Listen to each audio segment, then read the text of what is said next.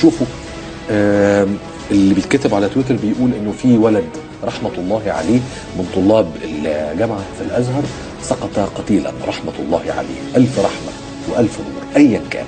ده واحد. اتنين، مش مشكلتنا دلوقتي الفصل خالص في هذا الموضوع، مشكلتنا ان في دم. اتنين، افتكر انه ان الاوان انه بمنتهى الدقه عايزين نعرف اللي ماتوا امبارح ايه قصته واللي مات النهارده ايه قصته.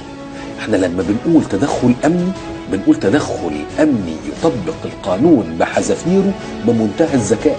ما بنقولش يحصل اي تدخل غاشم، ما بنقولش انه يحصل عمليه اعتقال عشوائي، لان انا عارف انه في حاجات عشوائيه حصلت، وعارف انه في اسامي اتخذت على الاسم بدون لازمه وبدون اي مبرر وملهاش اي علاقه.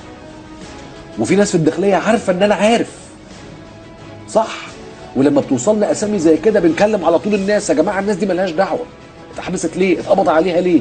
المساله ما بتبقاش لما وهوجه والسلام، هي مش هتمشي كده. نحافظ على الامن، ندافع عن الامن، ندافع عن اللي يقوم بواجبه، لكن ندافع عن الغلط لا. ماشي؟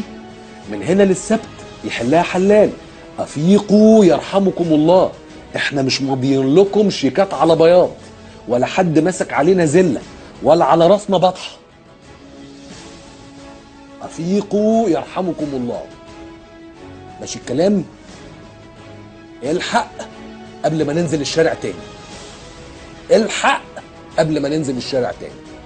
صباح الفل، ونتمنى ان تبقى ليله هادئه. من هنا لحد يوم السبت برجع بقول اعتبرها تحذير، وكل واحد عارف انا بوجه الكلمه لمين. اعتبرها تحذير. من هنا للسبت عايزين نسمع كلام يقبله العقل والمنطق ويرضي الضمير.